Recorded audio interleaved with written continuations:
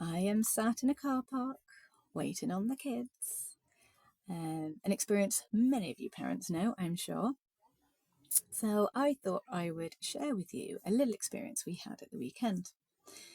I'm not entirely sure why. This little experience has stayed with me and come back into my consciousness a few times over the last couple of days.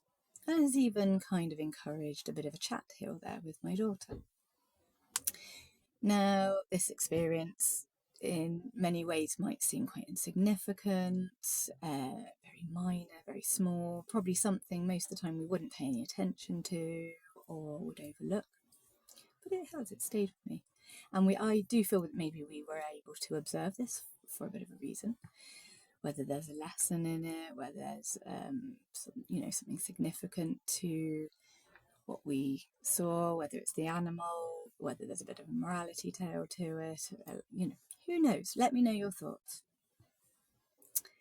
And also, somebody might come in with the actual scientific reason why this happens and burst my bubble. So anyway, we'll see.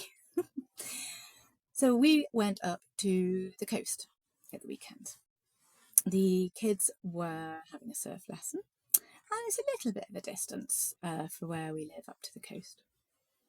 But as you do when you get there, we started to unpack. Now, we'd driven onto the sand, because at this particular beach you could drive onto sand, so we'd driven onto the sand and we started to unpack the car. When my daughter goes, Mum, Mum, Mum, come and see. I was like, oh, what is it? She said, there's a wasp and it's stuck. And it got stuck basically between the casing on the under the front light of the car, and the headlights and the car. So I said, oh no, poor thing, bless it. Can we help it get out, or is it dead? Anyway, went to have a look and it was very dead. It could have been there a while. It looked pretty battered, poor thing. Didn't think anything more of it. Finished it back in the car. Did the whole beachy thing, walked down to this, the water, had a little splash in the shallow surf, the kids kicked a ball, beachy stuff. Picked up some shells, blah, blah, blah, all very lovely. And we walked back up towards the blanket in the car. Now, as we reached the car, I just once again says, Mum, Mum. I said, what? Look.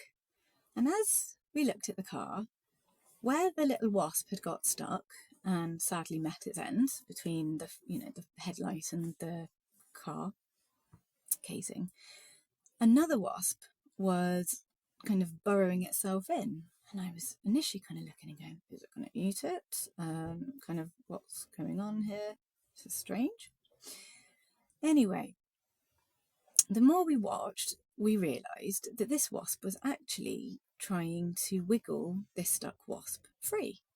It was working quite hard. It kind of burrowed itself in and it was nudge, kind of gently pushing and pulling this stuck wasp out.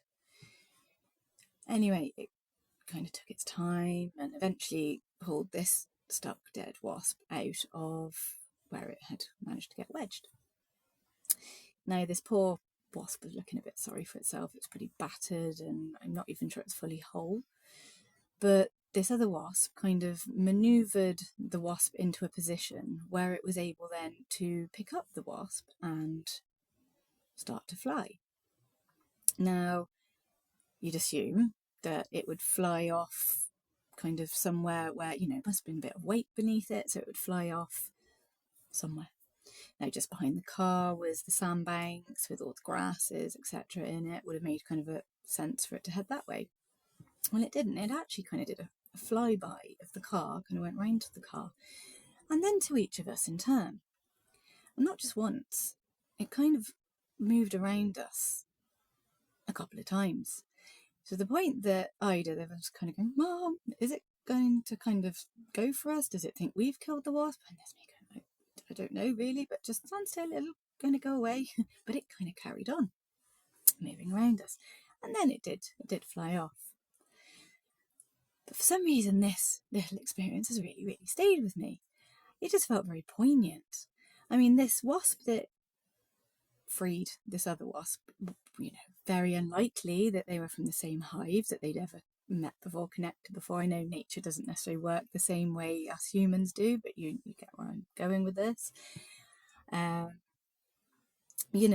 Whether there is a signal or a scent or some kind of chemical that is given off, maybe when a wasp passes away, somebody with some knowledge around that might be able to kind of tell me, I suppose. But it was just amazing to watch this other wasp free this stuck dead wasp, not to leave it decaying and rotting where it lay, in the elements, but to free it. And in my mind, take it away to do whatever wasps do, but to give it its dignity. Now, as I say, somebody might come on and burst my bubble about this, and perhaps he was dinner or something like that. I really don't know. But that is kind of how it appeared at the time. And it has kind of stayed with me. So yeah, I would love to hear your thoughts on this. Now, when it comes to mind, I suppose I think of the world around us, and it can be a very selfish world. It can be very much a world of me, myself, and I. I will scramble over everybody and cut them off at the knees to get to where I need to go and to get what I need to get. I'm all right, Jack. Who cares about the rest of you? We have a lot of that in the world. An awful lot of that in the world where, somebody could fall down and so many will turn a blind eye. But now that's not to generalise. There is a lot of beauty in this world.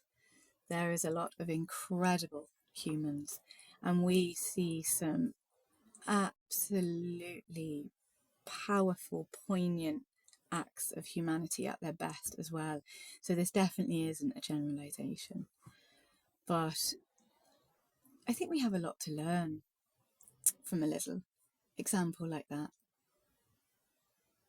A act of nature that generally we would overlook, that we wouldn't even notice in the day-to-day. We're too busy looking at this.